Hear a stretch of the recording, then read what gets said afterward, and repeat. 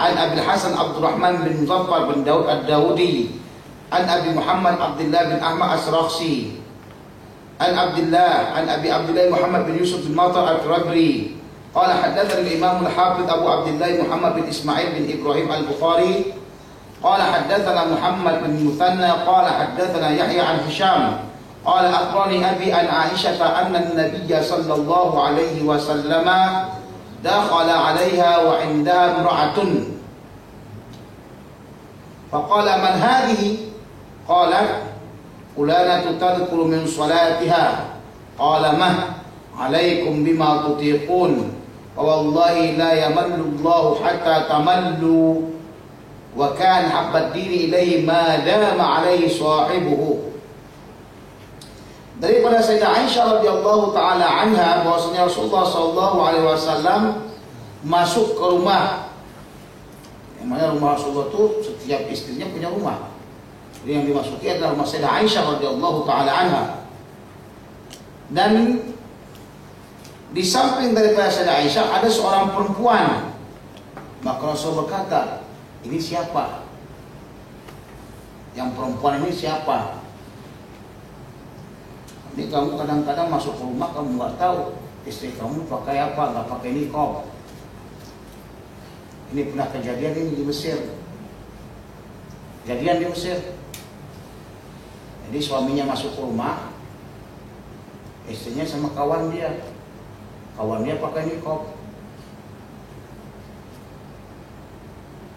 Nah, jadi pas lagi pakai niqab, jam saja orang Mesir kan, orang Arab kan kalau tengok aja, nggak begitu. Ternyata pada akhirnya yang berniqab itu laki-laki. Pula kejadian. Siapa itu katanya?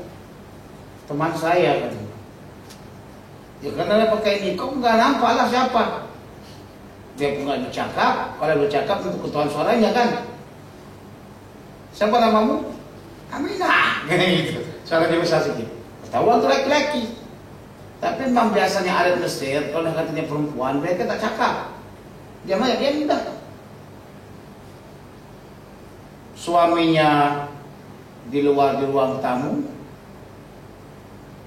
istri sama kawannya tadi itu dalam kamar.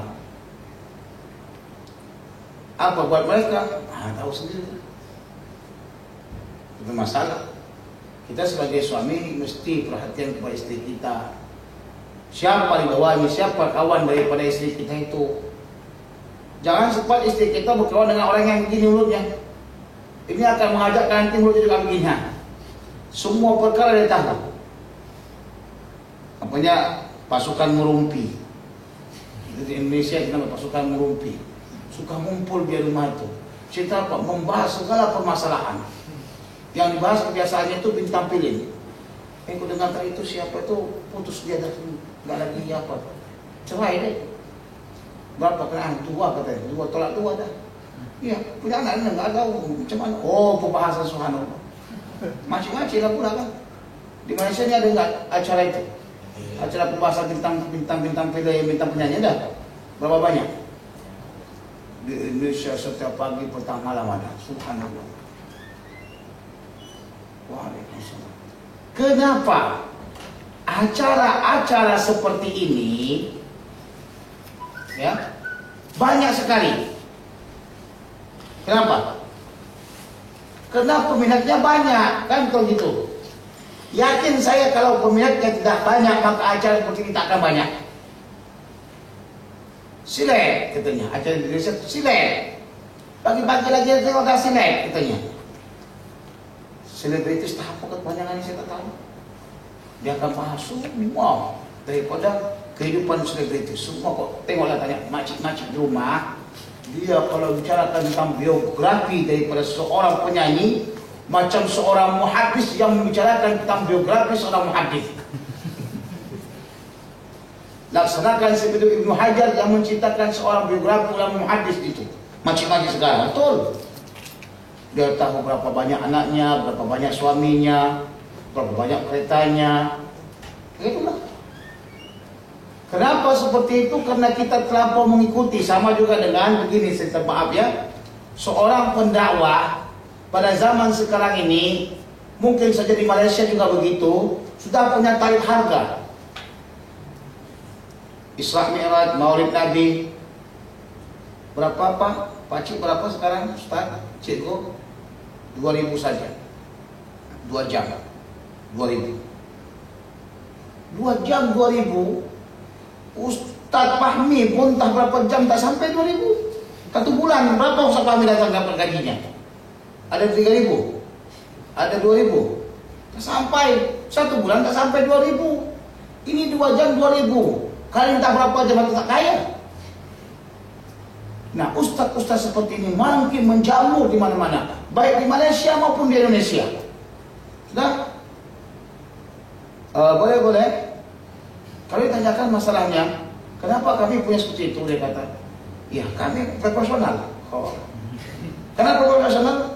Ya, kita punya sekretaris, tukang bagikan waktu, kita punya ini, kita punya itu. Jadi mesti proporsional.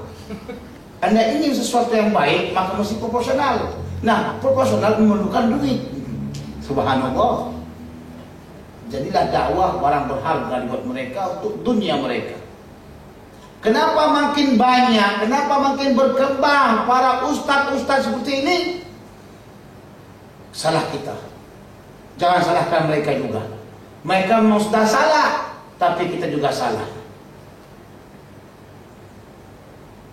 Kalau kita telepon dia, Pak Ustadz, Cikgu, Tuan Guru, kira-kira saya ingin undangkan 2 hari atau 1 hari 2 jam saja, itu berapa bayarannya? Kalau dia kata terserahlah, lillah, undang. Tapi kalau sekiranya 1 jam saja berapa? Kalau jam kami profesional jadi 1 jam 2.000 ya, atau 3.000. Yang macam begini tidak akan kita undang lagi. Yang begini telah mematokkan harga, tidak akan kita undang lagi. Yakin dan percayalah, yang namanya ustadz berharga itu tidak akan ada lagi. Betul tidak? Tapi kita sendiri yang membuatkan mereka seperti itu. Macam baru ini di Indonesia seperti Ustadz Solmed. Solmed punya harga tarik tinggi. Kalau ingin dibawa pakai BMW. Jadi kalau macam Ustadz Fahmi bawa cengek gitu tak jadi. Apalagi kancil bentuknya. Jadi kalau mau tinggal di hotel, mesti di hotel dia tinggal. Yang proporsional. Padahal disampaikannya itu belum tentu dapat kita amalkan. Kalau sudah permulaannya saja tidak ikhlas, maka pada akhirnya tidak akan ikhlas. Itu. Jadi bakal-bakalan yang jadi ustadz-ustadz nih, kalau punya ustadz pun tolonglah jangan diekonomikan pengajian itu, ceramah itu. Jangan diekonomikan pengajian ceramah. Saya kalau mau diundang, minta maaf saya, karena saya ini orangnya Masya Allah da'i 1 juta umat. Di Kojat da'i 1 juta umat itu 1 kali bicara tampil 5.000. Wajarlah. Jangan memperkecilkan ustaz. Para penyanyi saja pun mereka dapat 10.000. Nah itu tak dalilnya itu. Ya, namanya yang ingin menghalalkan sesuatu itu banyak dalilnya. Ya. Pakai ini, pakai itu, pakai musuh. Dalam usul fikih katanya mereka. Qawaid fikih masuk pulang. Qalat, maka berkatalah Sayyidah Aisyah radhiyallahu taala anha, si fulana. Kenapa dia? Disebutkannya, diceritakannya tentang salatnya. Subhanallah. Ini perempuan katanya kalau malam salatnya rajin banget, rajin betul. 10.000 rakaat apa? 1.000 rakaat, 100 rakaat. Diceritakan bagaimana banyaknya ibadah. Nanti kita akan bicarakan setelah itu. Satu perkara kenapa saya ingin buat hadis ini. Nanti setelah disebutkan wa kana habban din, itu akan kita bicarakan. Qala, berkata Rasulullah, alaikum bima tutiqun. Kalau kamu mau beribadah, ya beribadah semampu kamu dah, jangan dipaksa-paksa. Kalau mau beribadah, yang mampu kita, jangan dipaksa-paksa. Ini banyak kita sekarang beribadah dipaksa. Itu salah. Ad-dinu yusrun, agama itu mudah. Tapi jangan dipermudah-mudah. Agama mudah katanya, dah mudahkan saja lah katanya. Apa tahu saya pakai uduk lagi ya? Itu kan susah-susahkan tuh katanya. Ah, itu bukan ada kepala otak dia yang mudah. Kenapa orang seperti itu boleh kafir? Dia kata tak perlu pakai uduk lagi supaya mudah. Kafir kena ayat Al-Quran tak menceritakan. Dalam Quran tentang wajibnya apa? Beruduk. Wallahi, demi Allah, la yamalullahu hatta tamallu, Allah tidak akan bosan sehingga kamu bosan. Dibalikkan, kalau kamu bosan berarti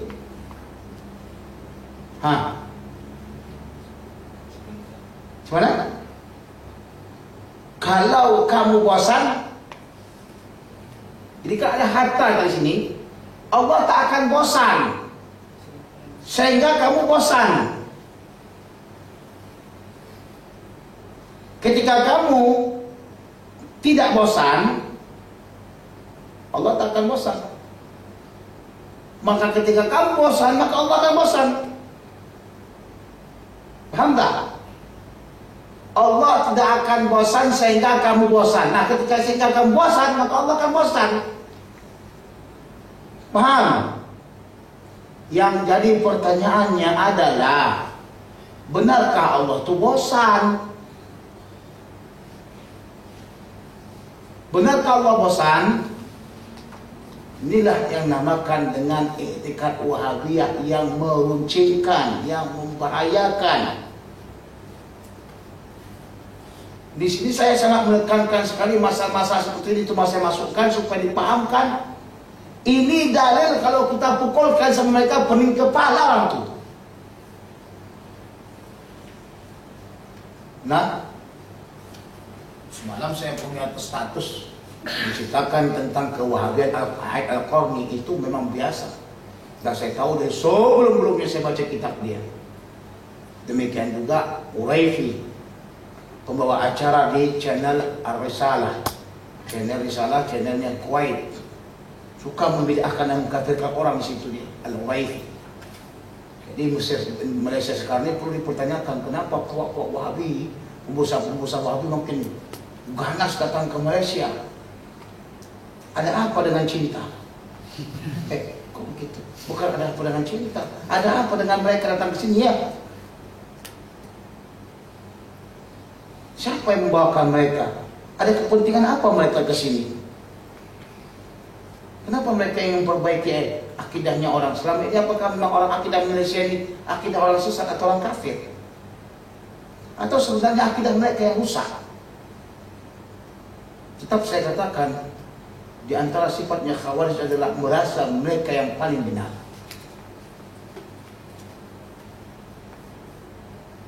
Selama berabad-abad akidah orang Malaysia susah, sesat, karena mereka sufi, karena mereka kuburiyun, musahkan kubur-kubur, untuk tidak ada sini kubur Badawi, kubur Dusuki, kubur-kubur yang lainnya. Kalimat yang digunakannya kalimat kuburiyun itu tidak lain dan tidak bukan adalah sufiyun. Walaupun katanya safawiyun, apa safawiyun itu? Pakai safawiyun. Dengan adanya kalimat kuburiyun membuktikan tentang sufiyun. Buktinya di sini sampai sekarang daripada Kelantan sampai kepada Johor, tidak ada sana kuburan yang dibuat seperti di kuburan di Indonesia sama di Saudi di Mesir. Ada. Malaysia, kuburan yang banyak dan ramai diziarahkan di Malaysia ada enggak? Setahu saya, yang saya jalan daripada mulai Kelantan sampai ke Jawa belum ada di sini kuburan yang diziarahi orang-orang banyak. Seperti kuburan yang ada di Singapura namanya Habib Noh. Itu kuburan memang banyak apa-apanya pendatangnya. Kenapa? Karena banyak karamah. Kau mau diperdesak begitu nggak jadi hancur. Orang Cina mau buat hancur begitu nggak jadi hancur. Makanya kalau kita tengok ke Singapura, pernah ke Singapura? Pernah? Banyak lagi yang belum ke Singapura, pada sebelah saja ya. Berbanggalah saya, rakyat saya ini orang miskin ke Singapura. Berulang kali masuk ke dalam. Kalau kita tengok kuburan Sidi Syekh Habib Noh, itu di pertengahan jalan itu dipotong lagi supaya jangan menghancurkan makam dia. Subhanallah.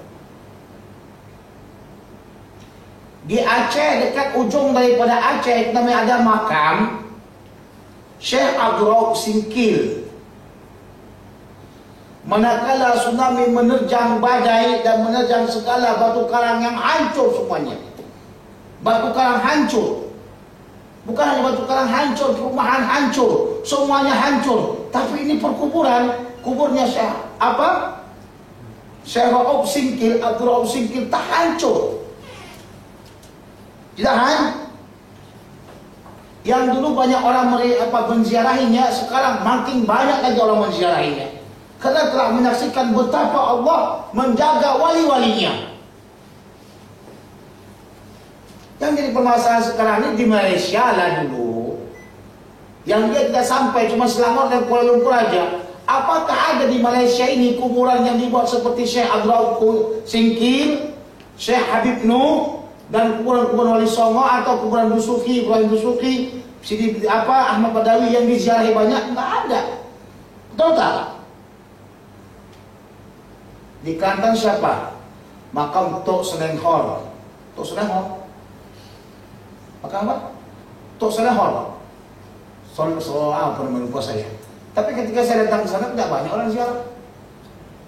Makam Tok Kenali. Itu juga nggak banyak orang ziarah. Kadang-kadang aja orang ziarah. Itu pembesar ulama di sana lah. Makam siapa lagi di sini yang besar-besar wali-wali?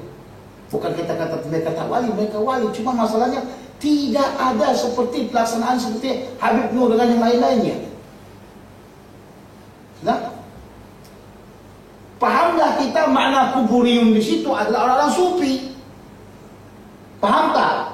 Karena orang Malaysia sendiri memang di bagian daripada barat sampai ke selatan tidak ada kuburan yang memang selalu diziarahi orang. Kadang-kadang ada, kadang-kadang tidak ada, begitu. Makam Syekh Idris Marbawi juga demikian. Makam Syekh Muhammad Nur dekat Sungai Cincin Gombak juga demikian. Kadang ada yang datang, kadang-kadang yang datang. Jadi maksud kuburium di situ adalah orang-orang sufi yang memang identik dengan menyembah kubur. Menurut mereka. Karena mereka punya akidah tidak benar. Makanya mereka seperti itu. Di antaranya yang saya katakan, hadis ini merupakan hadis yang menolak perkataan mereka. Bagaimana boleh menguatkan mereka? Padahalnya begitu. Inna Allah la yamallu hatta tamallu. Allah subhanahu wa ta'ala tidak akan bosan sehingga mereka bosan. Kamu bosan. Kalau kamu bosan, Allah bosan.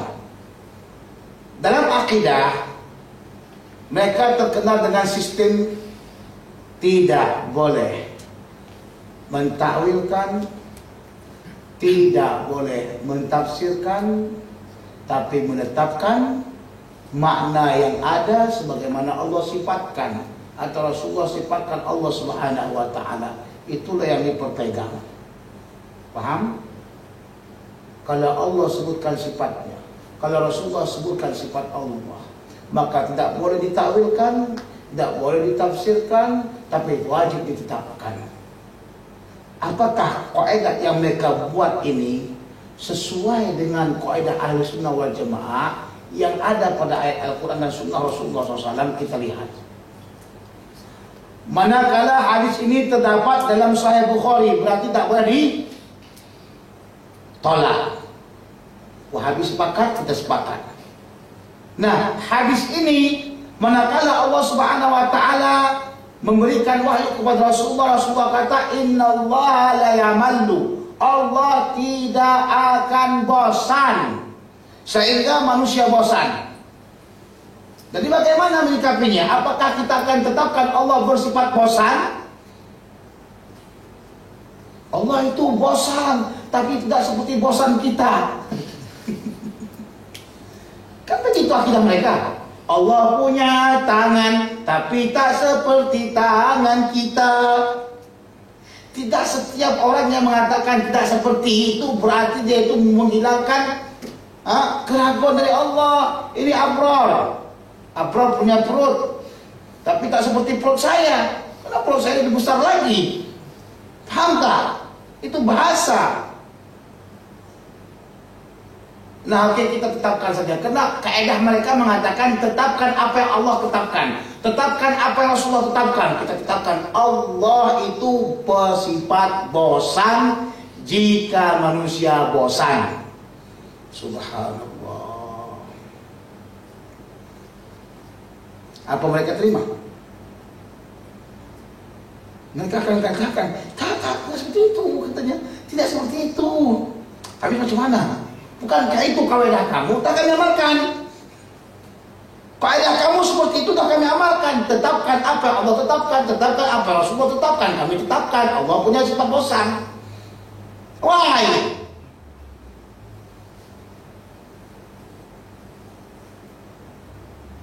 Dia kata salah, bukan begitu, itu bukan begitu.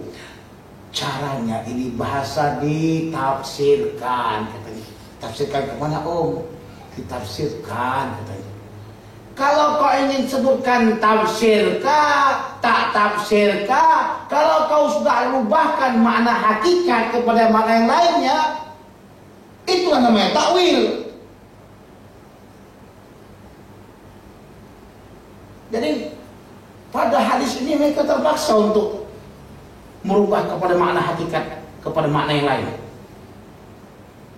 Sebab kalau kita katakan, apakah memang Allah Subhanahu wa Ta'ala bersifat bosan secara hakikat?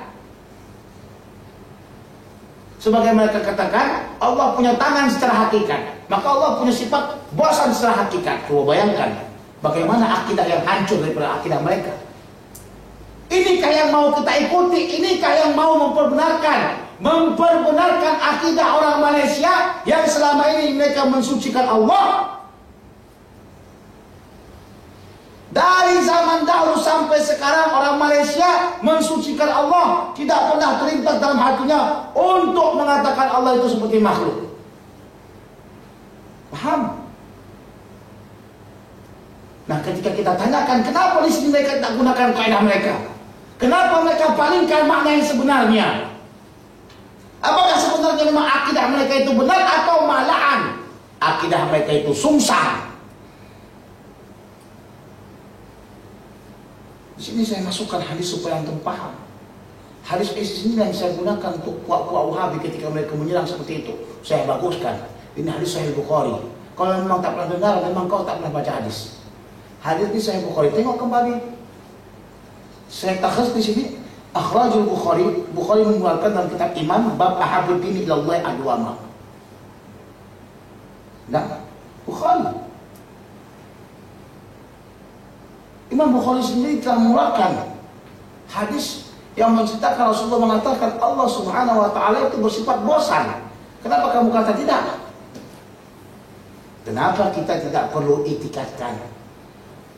Gara-gara inilah makanya ahli sunnah wal jamaah mentakwilkan ayat-ayat atau hadis yang tidak sesuai dengan Allah. Karena Allah bersifat kamal dan jamal, sifatnya sempurna dan sifatnya cantik. Setiap sifat yang tidak sesuai dengan Allah, tidak sesuai dengan kamal dan jamal, tidak boleh dinisbahkan kepada Allah. Penisbahan tersebut mengkafirkan orang yang menisbahkannya. Paham? Bismillah, katanya ahli sunnah wal jamaah itu orang-orang Malaysia dari zaman dahulu sampai sekarang yang mengaji sifat 20 itu adalah orang-orang yang etikatnya benar. Karena mereka memiliki sifat 20 yang telah pelajari laisa kamitslihi syai'un. Itulah dalil yang kuat, itu dalilnya dalil qat'i. Dalil qat'i yang telah memutuskan memang Allah tidak memiliki seumpama daripada makhluk, alam dan sebagainya. Paham? Paham tidak itu? Di Quran itu kata Allah punya tangan tapi tak seperti tangan mereka. Allah punya kaki tak seperti kaki mereka. Saya ingin dekatkan kembali kepada antum. Ini masalah akidah adalah masalah juga bersangkut paut dengan akal. Karena kalau tidak digunakan akal maka mereka tak berakal. Betul tak? Ketika kita membahas tentang masalah akidah mesti juga ada akal. Karena kalau tidak ada akal kita tak akan ditaklifi. Oke. Allah Subhanahu wa taala berfirman dengan bahasa Arab. Bahasa Arab itu terbagi dua bahagian. Ada hakikat, ada majas. Hakikat adalah kalimat yang memang dituju pada benarnya, khitabnya, sesuai dengan apa yang mereka ketahui. Ketika saya katakan tangan, maka kita semua katakan inilah tangan, jalan lain. Majas adalah satu kalimat yang diletakkan, dipalingkan daripada makna sebenarnya. Paham? Paham? Kita sedikit-sedikit masuk untuk mengetahui masalah hakikat dan majas yang mereka sendiri pening kepala sebenarnya. Nah, manakala kita bicara tentang masalah hakikat, maka di dalam Islam hakikat itu terbagi tiga. Terbagi berapa?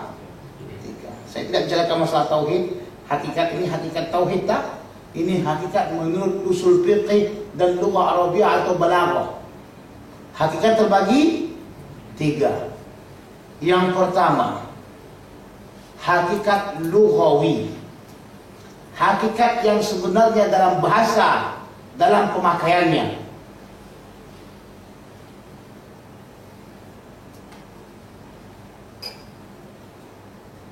Ini apa namanya? Hah? Cawan atau gelas?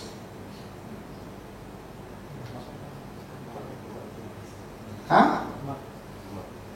Enggak lah, kalau dia kecil sedikit daripada ini, apa namanya? Kaca juga lagi. Cawan, bukan gelas. Hah?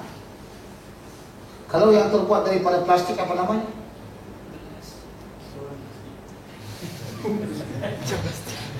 Cangkir atau cawan.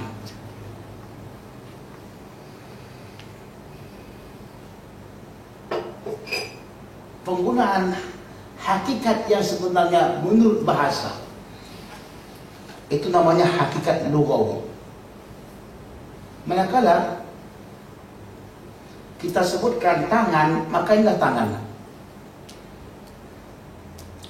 Sebab itulah setiap sesuatu punya definisi. Ingin saya tanyakan, apa definisi tangan? Apa definisi tangan?